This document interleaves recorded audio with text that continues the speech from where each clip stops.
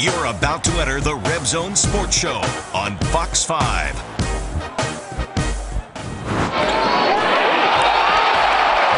The Runnin' Rebels are off to a 2-1 start and showing some flashes of what's to come this season. Head coach Dave Rice is here to talk some hoops, what's happened so far and what needs to be done in the future. Plus, we're previewing the football team's crucial game at Air Force as they try to get somewhere they haven't been in 13 years, a bowl game. We're swatting away the competition. The Reb Zone is ready to elevate right now. This is the Reb Zone Sports Show, only on Fox 5. Good evening and welcome inside the Reb Zone, where for the first time this year we go in depth on the Runnin' Rebels. Kevin Bulliner alongside UNLV head coach Dave Rice. And certainly a roller coaster type week for you guys. It was. A tough start against Santa Barbara. Did not play well, but came back to practice, worked hard, and got a good win against a very good Omaha team. Well, let's start looking at the first few games of the season, beginning with Friday night, where Omaha came to town for a game that went down to the wire.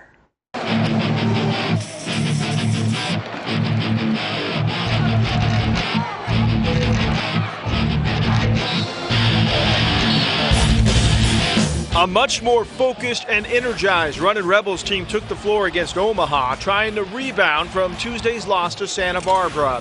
The offense set the tone early, scoring the first 6 points, 4 by Roscoe Smith.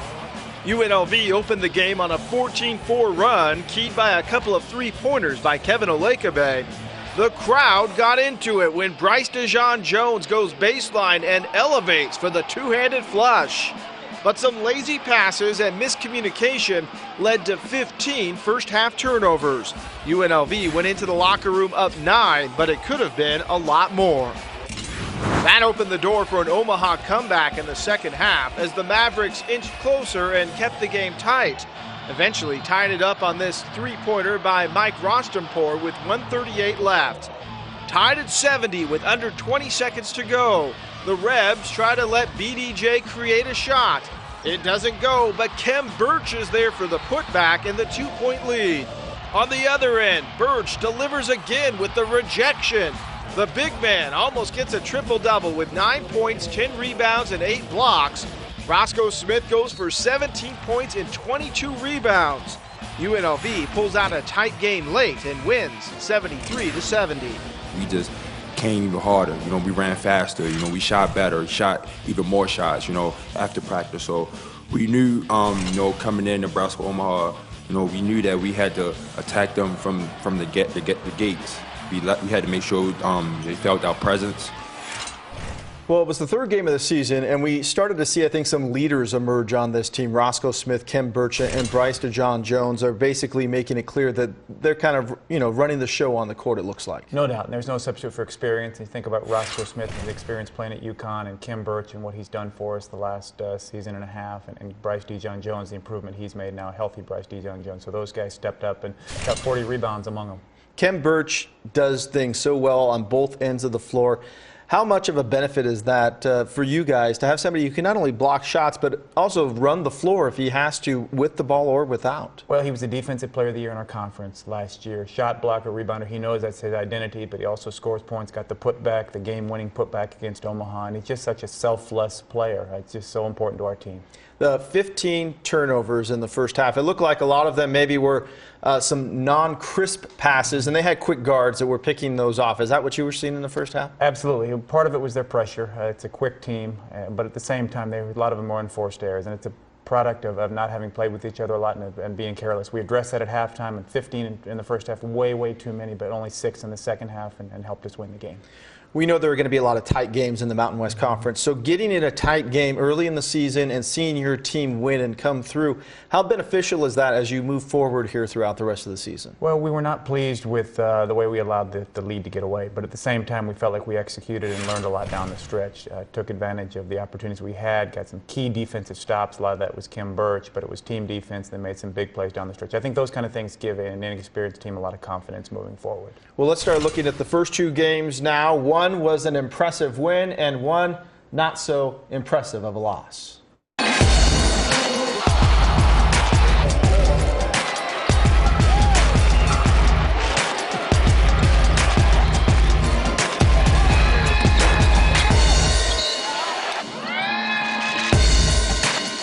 Runnin' Rebels opened the season against Portland State and saw balanced scoring on the offensive end, with Roscoe Smith getting 16 points, Kevin Olekabe 14, and Kem Birch 13.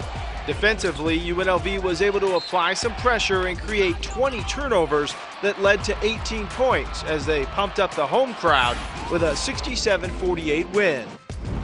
Tuesday night against Santa Barbara was an entirely different story, with UNLV seemingly coming out flat against the Gauchos, who took advantage, shooting 60% from the floor in the first half, while the Runnin' Rebels struggled against UCSB's zone defense. When UNLV at least got a touch inside, they were successful, but that didn't happen much, and the perimeter shooting was not there. The Rebs shoot 37% from the field, missed 9 free throws, and were blown out on their home court, 86-65. We need to come out stronger and tougher, like in warm-ups, going harder in warm-ups, taking warm-ups serious, taking halftime warm-ups serious, and it's just the little things that get us beat that we got to pay more attention to detail. In the Santa Barbara game, you struggle with the zone, and it's something that the team struggled a little bit with last year as well. How is that something that can be fixed? Because you're going to be seeing the zone a lot, especially in conference play. I think there's no doubt we're going to get experience because a lot of teams are going to come in and play zone. And we worked hard on it in practice. We want to play the same way, with the same kind of confidence against zone we play against man-to-man. I just think that comes with experience. We have a good team, and we're going to be fine against the zone.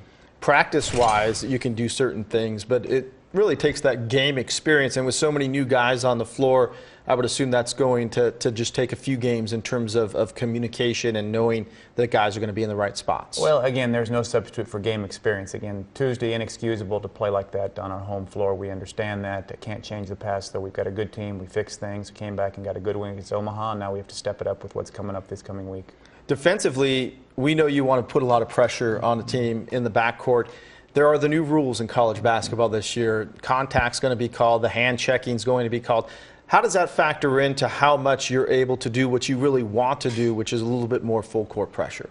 It's a little bit more of a factor than we anticipated, just because of having to manage foul trouble every game. And depth is important. Guys with experience is very, very important. And just learning how to play with 2 fouls in the first half is important, because you're going to have a number of guys every half that have got fouls, because a lot of fouls are being called. And then, of course, getting the line and making free throws is going to be a big part of that as well. Yeah, the free throw situation, with so many fouls being called on both teams, games are going to be won and lost at the line. I know people are real nervous about the free throw shooting. Are you seeing something mechanics-wise in tape when you watch with this team, or is it just a confidence thing at this point?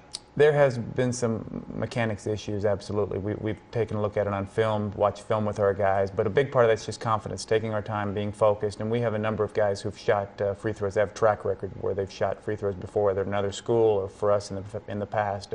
We're going to start making free throws. We have no doubt about that. When you talked about the depth with the foul trouble situation, Roscoe Smith got 3 quick fouls the other night, and that certainly hurt the entire first half and allowed them to open up a big lead. You do have some depth, but there are some guys on the floor that you really have to have on the floor to be successful. Well, Roscoe's been terrific for us. 22 rebounds in 38 minutes against Omaha, and Kem Birch is so important as well. We have a lot of confidence in our young guys, and they're going to get an opportunity to play. They're going to get experience. They're going to continue to get better. We know they're good players, and we just look forward to watching their progress. You had a lot of these guys who had redshirted and gone through the practices, but like you talked about, there's no way to replicate a game situation. Is there any type of a number of games or number of weeks to where you expect these guys to be flowing a little better as a team? Well, I do think it takes time to learn how to play together as a group, but I think the one constant has to be to play hard, and that was the disappointing part of the Santa Barbara game, that we got much better at and gave a much better effort against Omaha. That has to be an absolute. When we play on our home floor, when we play on the road, wherever it may be, we have to play hard in every possession. That's the expectations of being a running Rebel. Well, we're just getting started here in the Reb Zone. Straight ahead, we're talking recruits. Who do the Runnin' Rebels sign this week, and what do they bring to the table for the future of the program? Find out in just 2 minutes as the Reb Zone rolls on.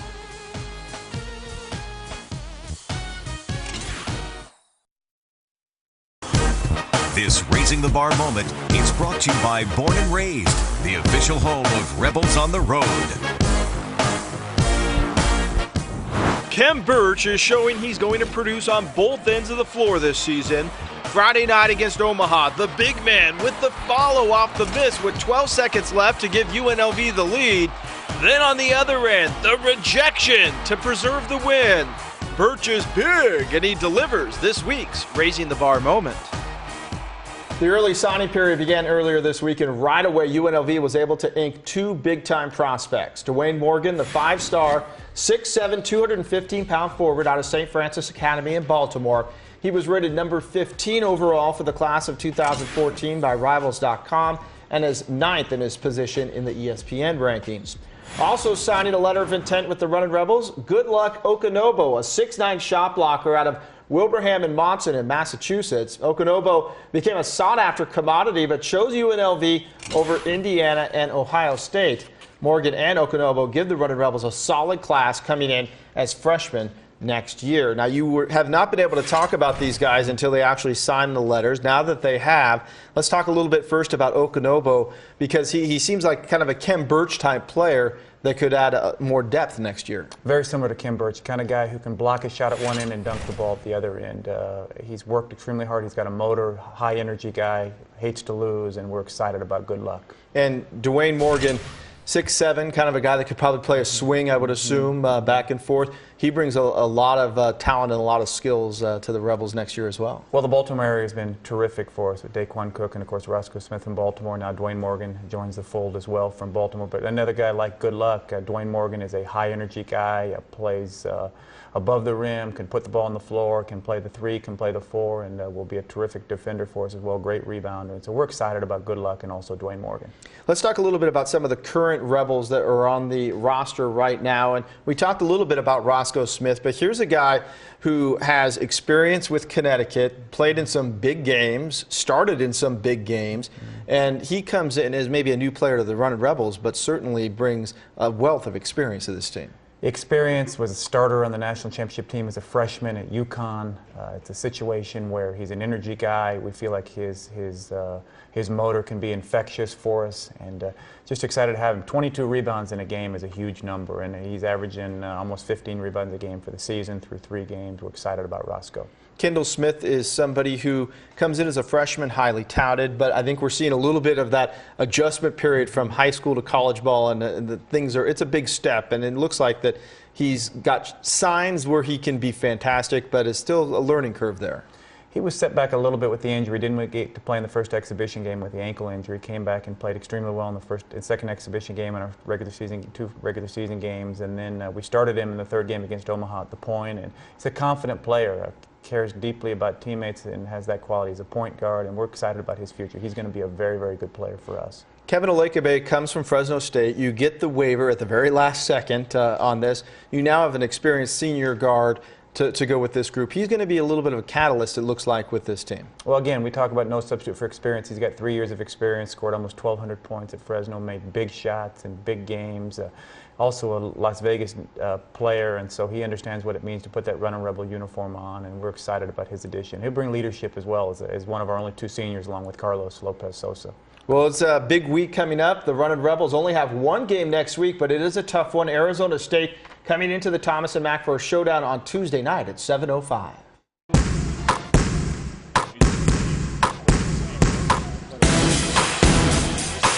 The Sun Devils bring a fast-paced offense and swarming defense to the Thomas and Mack for Tuesday night's game against the Runnin' Rebels. Arizona State is averaging 91 points in its first 3 games of the season, all wins.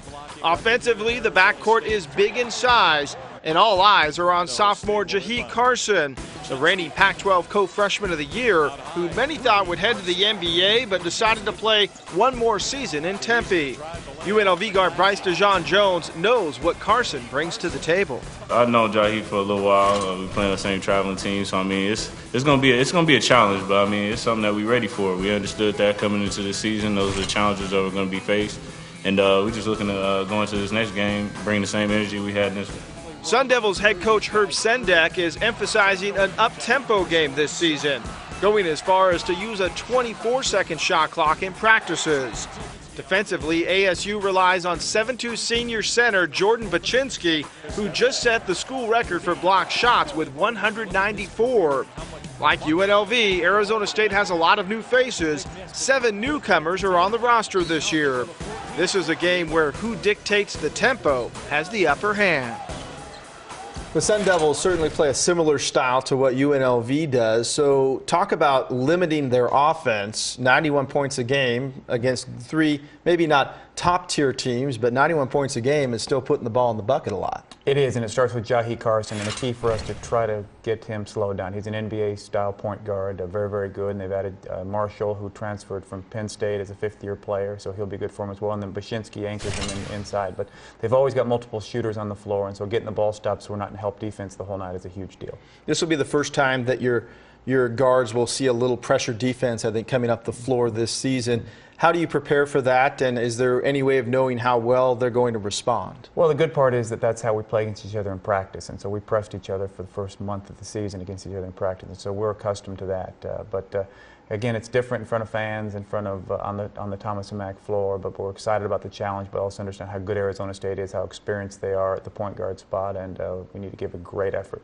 Well, we're looking forward to it. It should be a good one. Up next, we're going to switch gears to football as we preview the Rebels' huge game Thursday night at Air Force. What is it going to take for UNLV to get the all-important win number 6 and bowl eligibility? You'll hear the obstacles both on and off the field as the Reb Zone rolls on.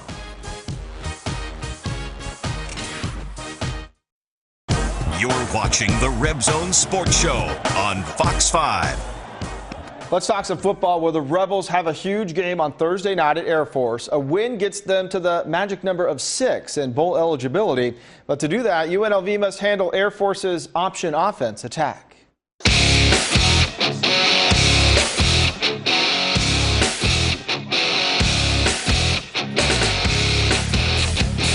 Air Force may not have seen a lot of success in the win-loss column this year, but preparing for and playing against them is never easy. We're going to be tiny again in terms of mass and size, but I really like the esprit and the leadership that we have amongst our football team. It starts with the Falcon option, something UNLV is going to have to stop to have a chance. The Falcons' rushing offense is 11th in the country, and this is a game where the Rebel defense will have to stick to their assignments. The scheme is difficult to prepare for. You know, a la New Mexico earlier in the year, they can give you some problems if you don't have your eyes in the right place. And so, you know, we've got to have great work. We've got to have scout work at practice that gives us as close a look as we can get in terms of their speed and their execution. And then we've got to be disciplined with our eyes and our responsibilities. Defensively, Air Force is one of the worst in the country statistically in points given up per game, meaning the Rebels have to get in the end zone, similar to the shootout in New Mexico. 4 of 7 in the red zone like UNLV had against Utah State will not win this game. With this being a weeknight game, Air Force does have the disadvantage that, unlike other student athletes, they're cadets first, and their day starts at sunrise, like everyone else on campus.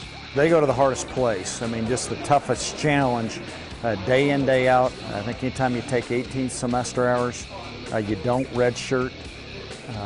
The military and leadership obligations that you have daily. When the Rebels come and play here in Falcon Stadium later this week, they're going to have to deal with a couple of off-field issues as well. Number one, of course, is the weather. It is going to be cold, and those winds are going to be whipping down this mountain range right into the stadium. Number two is the elevation. Here in Colorado Springs, it's more than 6,600 feet.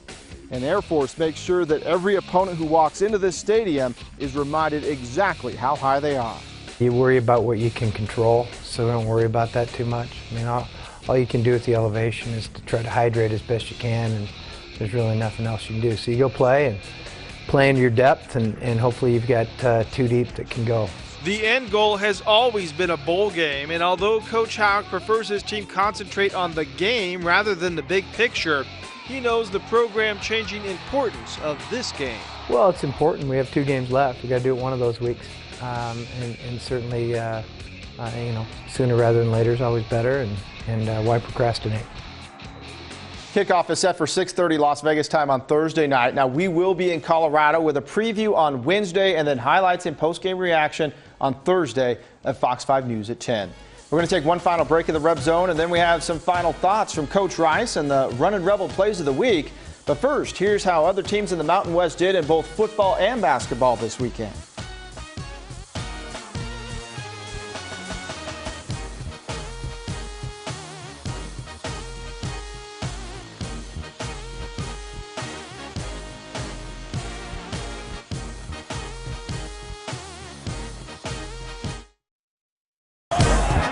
is the Reb Zone Sports Show, only on Fox 5. So only one game this week, one game next week for the Running Rebels, but they're tough ones. Arizona State this week and Illinois next week. Yeah, and we'll just talk about Arizona State. Huge challenge for us. They're a terrific team, terrific point guard, great shooters, and but opportunity for us. And then in terms of the extra time off, opportunity for us to work on things we need to work on. We have a good team. We'll be fine, but we understand there's a lot of hard work ahead. Well, we hope everybody gets out there Tuesday night to the Thomas and Mack. We want to remind you that football coach Bobby Houck will be in the Reb Zone next week before we begin our regular basketball shows with Coach Rice in just 2 weeks. We're going to leave you tonight with a look at the Runnin' Rebel plays of the week. There were some good ones, and there are much more to come this season. Don't forget, tip-off Tuesday night, Arizona State at the Thomas and Mack. You can grab those tickets and make it loud out there in Las Vegas. Thanks for joining us inside the Reb Zone. Have a good night.